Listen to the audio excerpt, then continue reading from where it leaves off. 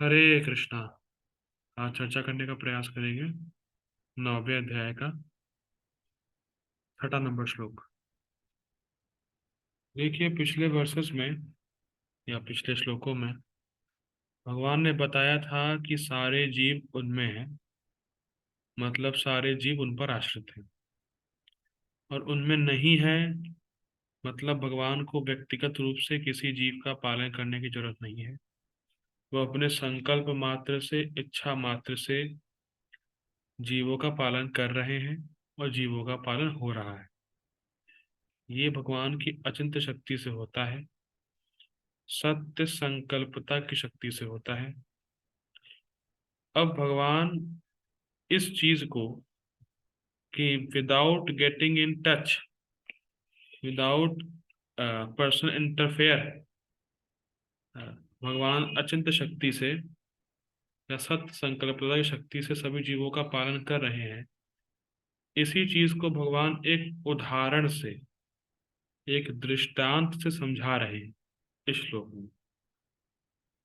मतलब जो 9.5 में सिद्धांत बताया भगवान ने, 9वें अध्याय के 5वें श्लोक में जो सिद्धांत भगवान ने बताया, उसी को भगवान एग्जाम्पल के तरीके से 9.6 में समझाएंगे। ठीक, पढ़ते हैं 6वां श्लोक। यथाकाश स्थितो नित्यम वायुः सर्वत्र गो महान् तथा सर्वाणि भूतानि मत्स्थानि इति उपधारये। यथाकाश स्थितो नित्यं वायुः सर्वत्र गो महान् तथा सर्वाणि भूतानि मत्स्थानि उपधारये। ओके सुभेक्षा माता जी, प्लीज रिपीट।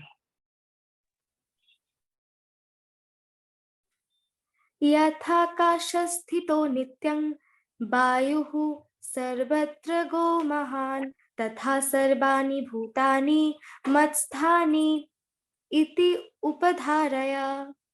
हरे कृष्णा माता जी, हरि बोल। ठीक है, संस्कृत देखिए।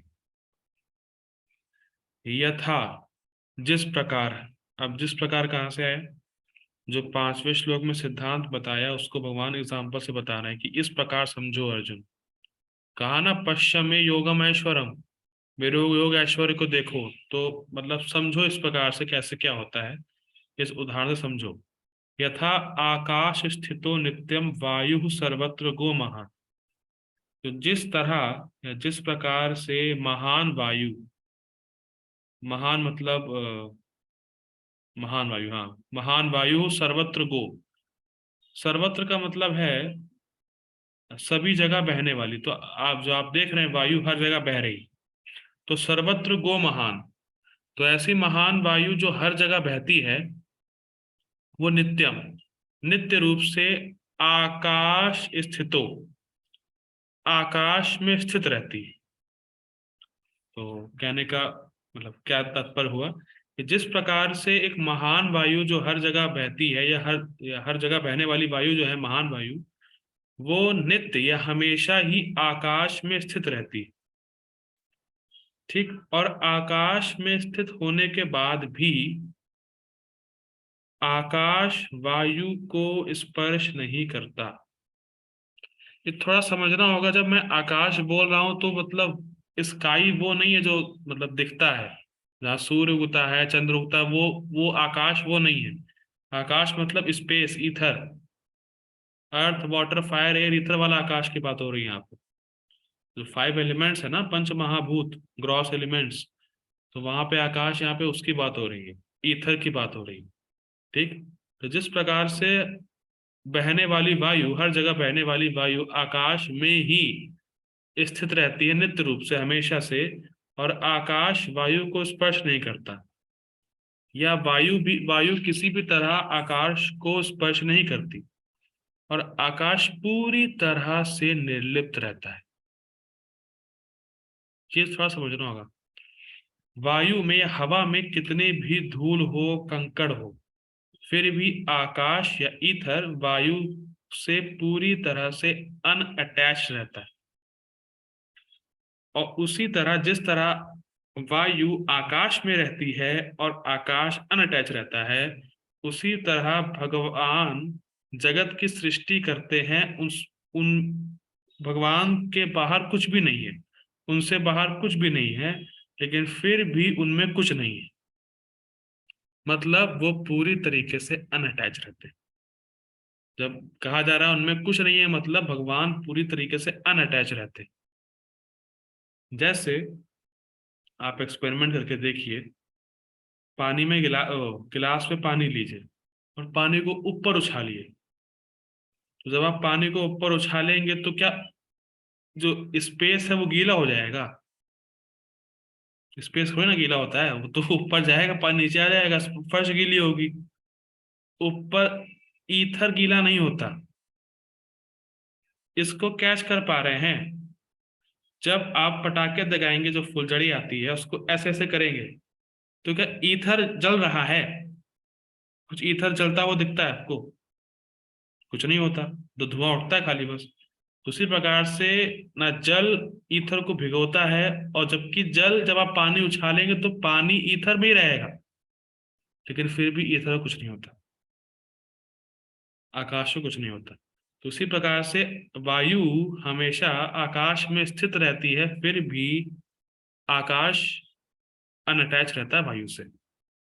ठीक है, तो बहुत इंपॉर्टेंट है, ये अचिंत्य शक्ति है। ठीक है, अचिंत्य मतलब भगवान के एस्पेक्ट में वैसे ये स्वभाव है इस एलिमेंट्स का। ठीक है, इसलिए भगवान एग्जाम्पल दे रहे हैं। तथा सर्वाणि भूतानि मत स्थानी इति उपधारया। उसी प्रकार से सारे जीव भगवान में स्थित हैं, लेकिन भगवान पूरी तरह से अनअटैच। ठीक, जैसे जिस प्रकार से वायु आकाश में स्थित है, उसी प्रकार सारे जीव भगवान में स्थित हैं, पर भगवान उनसे अनअटैच है। ठीक, ये कहने का मतलब, या भगवान को डायरेक्टली उनका पालन करने की जरूरत नहीं, इच्छा मात्र से जीवों का पालन हो जा रहा है। ठीक, अनुवाद देखिए। जिस प्रकार सर्वत्र प्रवहमान प्रबल वायु सदैव आकाश में स्थित रहती है, उसी प्रकार समस्त उत्पन्न प्राणियों को मुझ में स्थित जानो। देखिए, इसमें एक बहुत सुंदर टीका की गई थी आचार्यों के द्वारा इसी श्लोक पे। वो टीका तो महाराज जी बता रहे थे, एक बहुत सुंदर बात, कि कोई कहे कि हाँ अब मैं समझ गया, जैसे आकाश निर्लिप्त रहता है, अनअटैच रहता है, वैसे भगवान आप भी निर्लिप्त रहते हैं, अनअटैच रहते हैं। लेकिन आकाश एक जड़ वस्तु है, ग्रॉस एलिमेंट है। आता है ना पंच महाभूत ग्रॉस एलिमेंट्स, तो उसमें से एक ईथर आता है। तो आकाश जड़ वस्तु है। तो अगर कोई जड़ वस्तु निर्लिप्त है, अनअटैच है, तो कोई आश्चर्य की बात नहीं है। लेकिन भगवान कॉन्शियस है, और इस जगत में जो भी कॉन्शियस होता है वो अपनी चीजों में आसक्त होता है। क्या हम सब कॉन्शियस हैं? अरे भैया, हम सब कॉन्शियस हैं, हम सब जीवित जीवित हैं, हम सब में चेतना है। तो क्या हम में कोई ना कोई अटैचमेंट है? मतलब किसी वस्तु से तो है ही ना। भाई हर किसी को मोबाइल से तो अटैचमेंट है ही, कम से कम मोबाइल के में तो रह नहीं पाएगा। तो हर किसी को, जो भी कॉन्शियस पर्सनैलिटी है, उसको किसी ना किसी चीज में आसक्ति होती ही है। किसी को मोबाइल में होगी, किसी को पत्नी में होगी, किसी को लैपटॉप में होगी, किसी को गाड़ी में होगी, किसी ना किसी होती है आसक्ति। तो जड़ वस्तु को आसक्ति नहीं है तो कोई आश्चर्य की बात नहीं। कॉन्शियस व्यक्ति को आसक्ति नहीं है, ये आश्चर्य की बात है। जो भी कॉन्शियस है, हम सब में कहीं ना कहीं किसी ना किसी आसक्ति है ही, और आसक्ति होती ही है, स्वाभाविक है। इसीलिए प्रभुपाद जी कहते हैं कि कृष्ण से आसक्ति करोगे तो इस जगत से आसक्ति छूट जाएगी। तो हमें आसक्ति करने को बोला ही जा रहा है, पर कृष्ण में करना है, वो सही आसक्ति है। तो आसक्ति किए बिना हम रह नहीं सकते। हम कहीं ना कहीं आसक्त तो होंगे ही। इस जगत से आसक्त नहीं है तो कृष्ण से आसक्त होंगे, कृष्ण से आसक्त नहीं है जगत से आसक्त होंगे।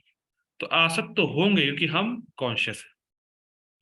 लेकिन भगवान क्या करते हैं, भगवान इस जगत को अपने संकल्प, अपनी इच्छा मात्र से बनाते हैं और वो कॉन्शियस है, फिर भी इस जगत से आसक्त नहीं होते। ये वाकई में अचिंत्य है।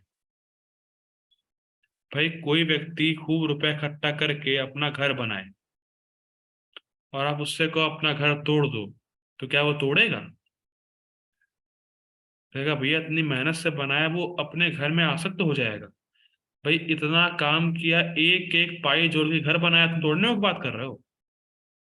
वो आसक्त हो जाएगा अपनी बनाई हुई चीजों पर, या जो भी उसने क्रिएट किया होगा। मान लीजिए किसी व्यक्ति ने बहुत पैसा इकट्ठा किया और गाड़ी खरीदी, अब कोई कहे गाड़ी तोड़ दो तुम, क्या वो तोड़ेगा? अरे भैया इतनी मेहनत से कमाया, इतनी मेहनत से गाड़ी ली है, तो आसक्त हो जाता है।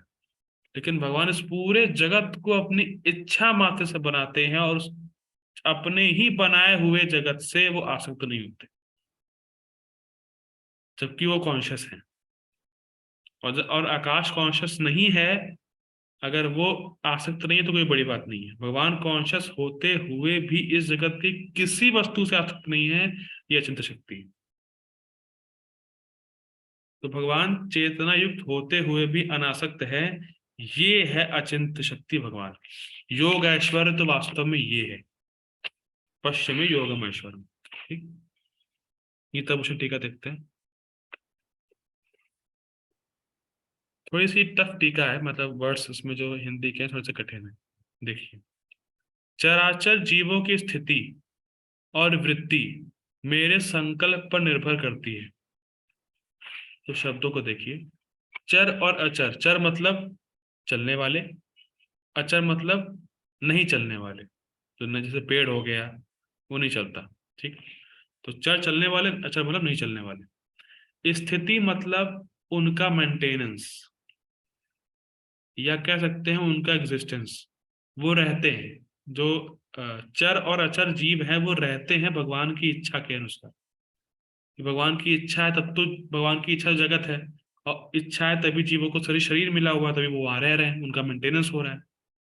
तो भगवान के संकल्प के हिसाब से जो चर और अचर हैं उनका मेंटेनेंस हो रहा है जीवों का, और वो रह रहे हैं। ठीक, और वृत्ति, वृत्ति वृत्ति मतलब जो उनकी प्रवृत्ति है, जिन जिन कार्यों में वो लगे हुए हैं, सब भगवान की इच्छा से।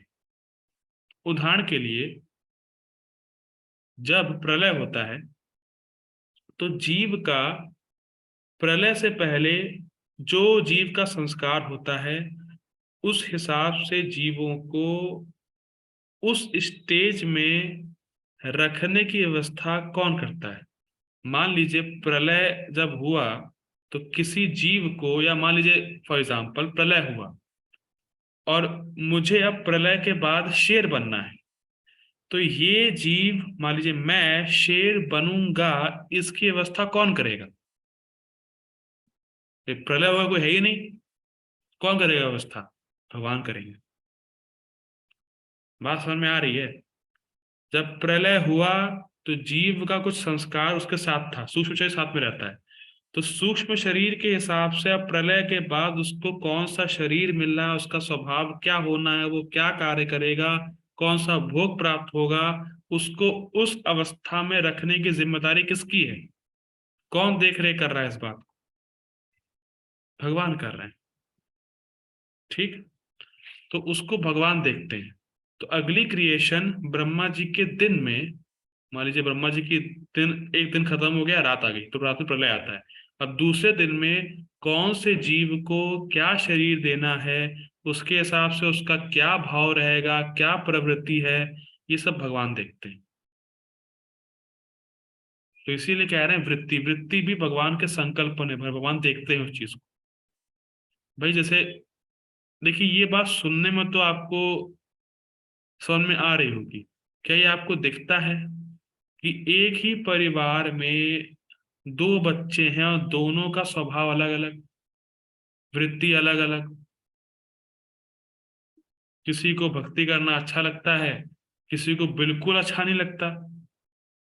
वो तो भाई ऐसा भक्ति का, भक्ति बस बोल दो करना है तो तलवार निकाल लेंगे, इस प्रकार की हालत है किसी किसी घर में। देख बच्चा भक्ति कर रहा है कि नहीं कर रहा, तो ये स्वभाव अलग अलग है। तो ये कौन देख रेख कर रहा है? सबका अलग अलग स्वभाव देख रहे हैं, जगत में कैसे हो रहा है, भगवान की अध्यक्षता में होता है ये सब। तो यही बात कही जा रही है कि चर अचर जीवों की एग्जिस्टेंस, मेंटेनेंस और उनका जो स्वभाव है, वृत्ति है, कि किस प्रकार से कैसे कार्य करना है, वो सब भगवान के संकल्प मतलब भगवान की देख रेख पे निर्भर होता है। ठीक, आगे पढ़ते हैं। भगवान इस तथ्य को एक उदाहरण से कह रहे हैं।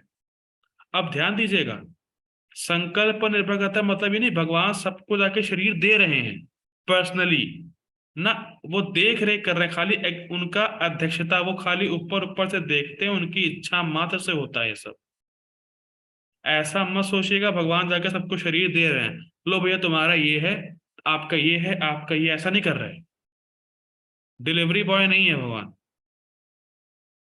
भगवान संकल्प कर रहे हैं, अध्यक्षता मतलब वो देख रेख कर रहे हैं, उनका हम क्या कह सकते हैं, सुपरिटेंडेंस है, वो नजर नजर देख नजर कर रहे हैं और सब हो रहा है। ठीक है, भगवान इस तथ्य को एक उदाहरण से कह रहे हैं। ठीक है, तो ये उदाहरण ये वाला है, देखिए। निरालंब महत आकाश में निरालंब महान वायु स्थित होकर सर्वत्र बहती है। बड़ी कठिन हिंदी है, देखिए। अलंब का मतलब होता है सपोर्ट या सहारा, तो निरालंब मतलब जिसको सहारे की जरूरत नहीं है। तो आकाश को किसी सहारे की जरूरत है नहीं, आकाश तो आकाश है। और वायु को किसी सहारे की जरूरत है नहीं, वो भी बहती रहती है। तो उसी प्रकार से भगवान को किसी के सपोर्ट की जरूरत नहीं है ये सब करने के लिए, वो अकेले ही सर्वसमर्थ हैं सब करने के लिए। तो यही बात कही जा रही है, जैसे आकाश और वायु को सपोर्ट की जरूरत नहीं है, कुछ कोई सहारा नहीं चाहिए, आकाश आकाश है ही, स्पेस है ही, और वायु बहती रहती है। ठीक, तो उसी प्रकार से भगवान को किसी सपोर्ट की जरूरत नहीं है, वो अकेले ही सर्वसमर्थ हैं सब करने के लिए। ठीक है, क्योंकि यह दोनों निरालंब है, इसीलिए इनको स्थिति इनकी स्थिति मेरे संकल्प से ही होती है, और प्रवृत्ति भी अंतर्यामी परमात्मा के कारण होती है। देखिए समझिए, आकाश का जो सृजन है, आकाश जो तत्व है, वो भगवान ने बनाया। ठीक, भगवान की शक्ति है। क्या श्लोक है वो, अ, क्या वो, खम मनोबुद्धि रेव च भिन्ना में प्रकृति अष्टधा, श्लोक मतलब भगवान की भिन्ना प्रकृति है ये आकाश। ठीक, तो आकाश का जो सृजन है, या आकाश जो तत्व है, भगवान ने बनाया। कैसे? शब्द के द्वारा। और वायु की सृष्टि भी भगवान करते हैं। और वायु बहती क्यों है? तो कोई कोई प्रश्न करता नहीं, वायु कैसे बहती है, क्यों बह रही है वायु? तो इस स्कूलों में तो खूब पढ़ाते हैं, एयर प्रेशर है, फलाना धमाका, सब कुछ नहीं होता। तो ये सब भगवान के द्वारा हो रहा है। आकाश का सृजन, वायु तत्व आना, वायु का बहना, ये सब भगवान द्वारा हो रहा है। भगवान से अलग कुछ भी नहीं है, यही भगवान बोल रहे हैं कि जीवों की स्थिति, उनकी प्रवृत्ति, या जो भी तत्व आप देख रहे हैं, भौतिक तत्व जो भी आप देख रहे हैं सृष्टि में, ये सब भगवान के द्वारा ही है, भगवान कारण है इसके। ठीक, इसको श्रुति से इस प्रकार समझा सकता है, यद भीषा वातः पवते, भगवान के भय से वायु बहती है। तैत्तिरीय उपनिषद। तो भय मतलब यहाँ पे आज्ञा है, कि भगवान की आज्ञा का उल्लंघन नहीं करती है वायु, और वो वायु बहती है, कि भगवान का ऑर्डर है इस प्रकार से कि वायु बहो, इसीलिए वायु बहती है। ठीक, एक बहुत सुंदर स्टोरी आती है, एक कथा है केन उपनिषद में। केन का अर्थ होता है संस्कृत में किसके द्वारा। केना, केना मतलब किसके द्वारा। तो एक कथा केन उपनिषद में ये आती है, भक्त बता रहे थे, वो सुंदर स्टोरी है, कथा है, कि एक बार देवासुर संग्राम हुआ, मतलब देवता और असुर में फाइट हुई, तो देवता जीत गए। तो देवता की मीटिंग हुई आपस में, और सबने पूछा कि किसके द्वारा हम जीते। केना, केना मतलब किसके द्वारा जीते। तो जो वायु देवता थे उन्होंने कहा मेरी शक्ति के द्वारा हम लोग जीते हैं। अग्नि ने कहा नहीं मेरे बस जीते हैं। इंद्र ने कहा नहीं तुम दोनों ऐसे ही हो, मैंने फाइटिंग के अच्छे से तो हम जीते हैं। तो सब देवता अपना अपना गुणगान कर रहे थे कि मेरी वजह से जीते, मेरी वजह से जीते, मेरी वजह से जीते। तो उसी समय भगवान विष्णु एक ब्राह्मण का रूप लेके आए और उन्होंने कहा कि अगर सब लोग कह रहे हैं कि भाई मेरी वजह से जीते हैं, डिसाइड तो हुआ नहीं, वो सब लोग अपना अपना गुणगान कर रहे हैं, डिसाइड तो हुआ नहीं एक पर्सन किसकी वजह से जीते हैं। तो जो व्यक्ति, जो भगवान विष्णु ब्राह्मण के रूप में आए थे, तो उन्होंने कहा जो देवता इस घास के टुकड़े को नष्ट कर देगा, एक तृण का टुकड़ा लेके आए थे ब्राह्मण देवता भगवान विष्णु, कि इस घास के टुकड़े को जो नष्ट कर देगा तब निश्चित होगा कि उसके द्वारा युद्ध को जीता गया है। तो अब भैया वायु देवता आए, उन्होंने खूब जोर से हवा चलाई,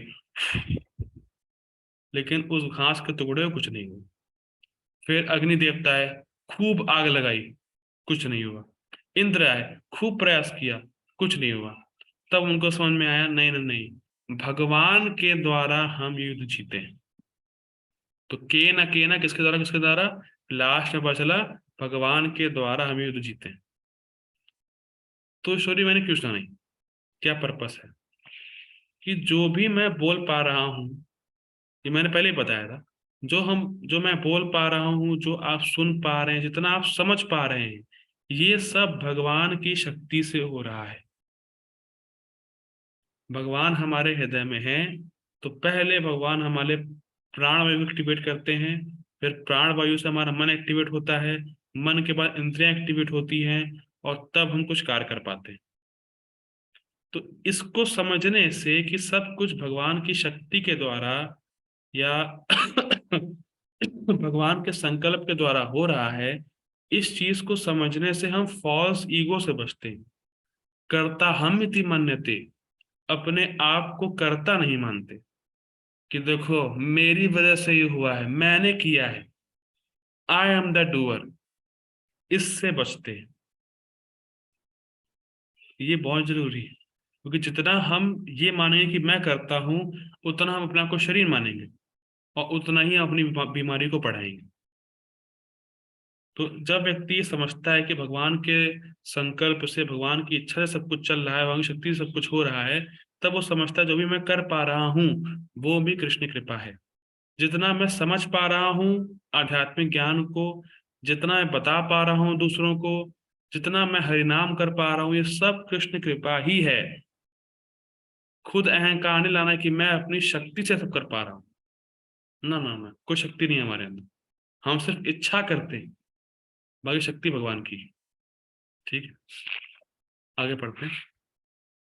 जिस प्रकार वायु की स्थिति और प्रवृत्ति मेरे संकल्प से होती है, तो उसी प्रकार यह जानो कि सभी जीव मुझ में स्थित हैं और मेरे संकल्प द्वारा ही पालित और नियंत्रित हैं। यद्यपि मैं इन सबसे अप्रभावित रहता हूँ।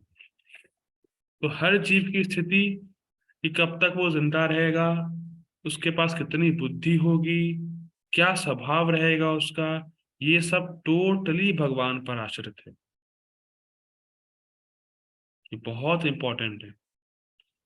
व्यक्ति कब तक उस जिंदा रहेगा, उसके पास कितनी बुद्धि होगी, कितना सामर्थ्य होगा, उसका स्वभाव कैसा होगा, वह कैसे बोलेगा, ये सब कुछ भगवान पर आश्रित है।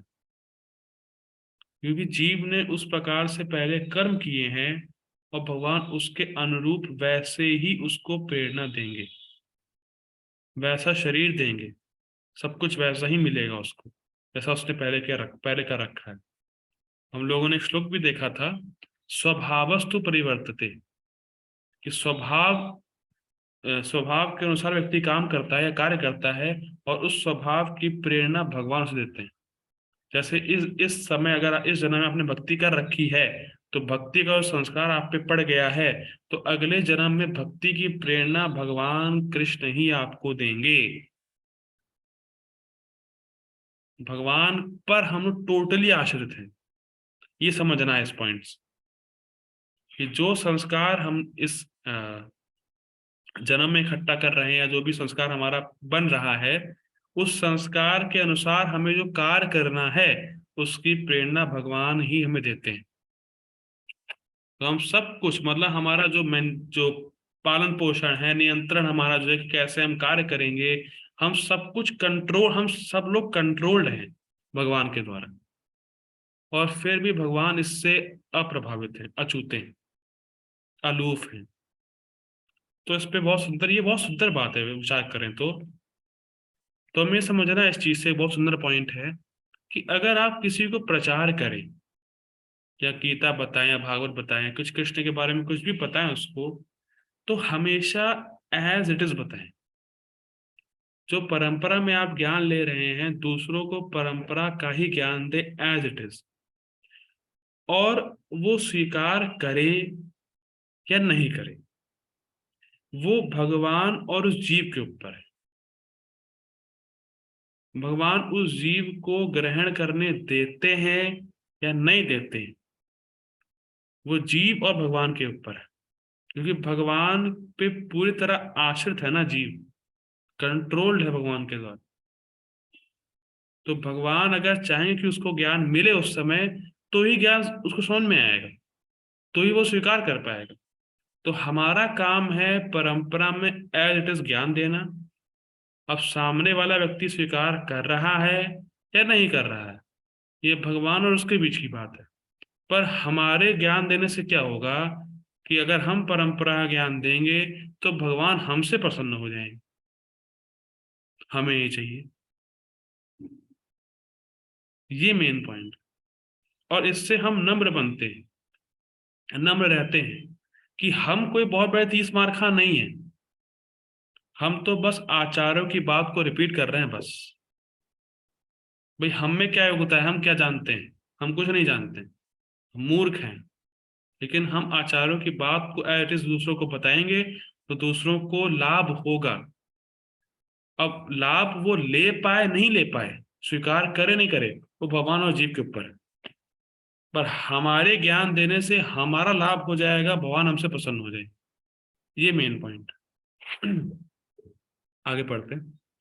यदि मैं ऐसा नहीं करूं तो आकाश आदि सारे तत्वों का नाश हो जाएगा। मतलब भगवान अगर अपना कंट्रोल छोड़ दें, सब नष्ट हो जाएगा। ठीक, इसलिए भगवान सबको कंट्रोल में लिए हैं, पर भगवान उससे अटैच नहीं, आसक्त नहीं। कितना सुंदर है, भगवान कंट्रोल में लिए हैं और नहीं भी लिए। मतलब पर्सनली नहीं लिए, ऐसा कहने का मतलब है, डायरेक्टली टच में नहीं है, कहने का मतलब ये। ठीक, तात्पर्य पापा जी का ये छोटा ही है, हो जाएगा। Purport by His Divine Grace A.C. Bhaktivedanta स्वामी श्रील प्रभुपाद की जय।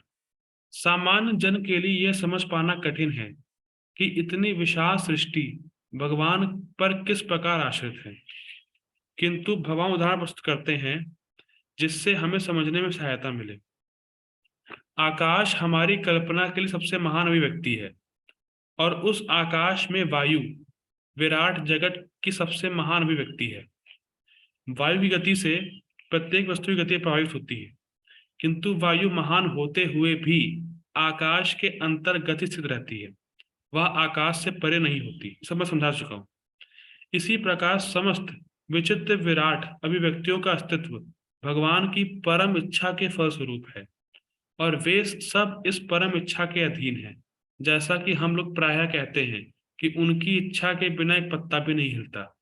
ठीक, इस प्रकार प्रत्येक वस्तु उनकी इच्छा के अधीन गतिशील है। उनकी ही इच्छा से सारी वस्तुएं उत्पन्न होती हैं, उनका पालन होता है और उनका संहार होता है। इतने पर भी वे प्रत्येक वस्तु से उसी तरह पृथक रहते हैं जिस प्रकार के कार्यों से आकाश रहता है। कितना सुंदर है। तो दो पॉइंट देखिए, समझिए दो पॉइंट। आकाश से बाहर कुछ नहीं है, और आकाश वायु से निर्लिप्त रहता है। ठीक, everything is within the sky and then also sky remains unattached.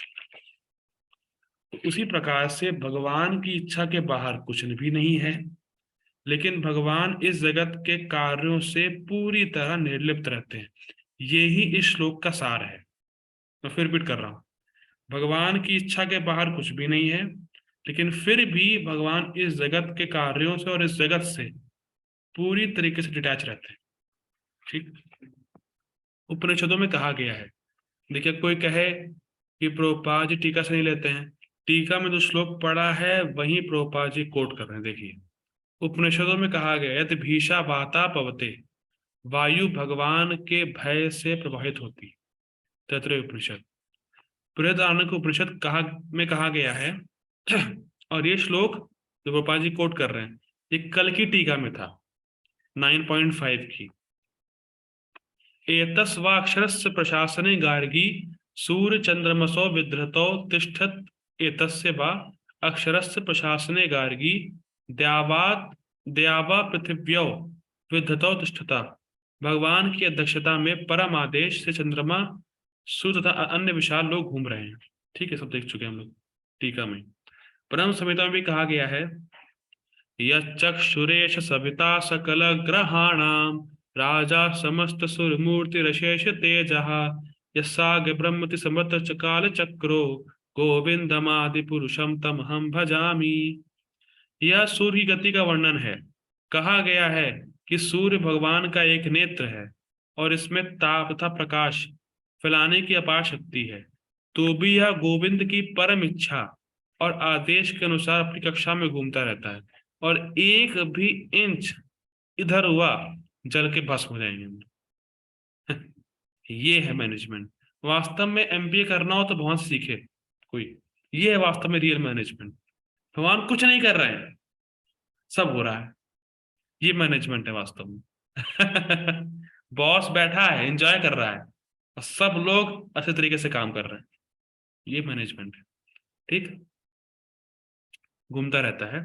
अतः हमें वैदिक साहित्य से इसके प्रमाण प्राप्त हैं कि यह विचित्र तथा विशाल लगने वाली भौतिक सृष्टि पूरी तरह भगवान के वश में है। इसकी व्याख्या इसी अध्याय के अगले श्लोकों में की गई है। क्या की गई है? कि नेचर इंडिपेंडेंट नहीं है भाइयों। सो कॉल्ड रास्कलों से ऐलान कर दो कि नेचर इंडिपेंडेंट नहीं है। नेचर को कंट्रोल करने वाले हमारे कृष्ण हैं, हमारे पिता हैं कृष्ण। तो यही बात आगे श्लोकों में कही जाएगी इसी अध्याय की। ठीक है, हरे कृष्ण।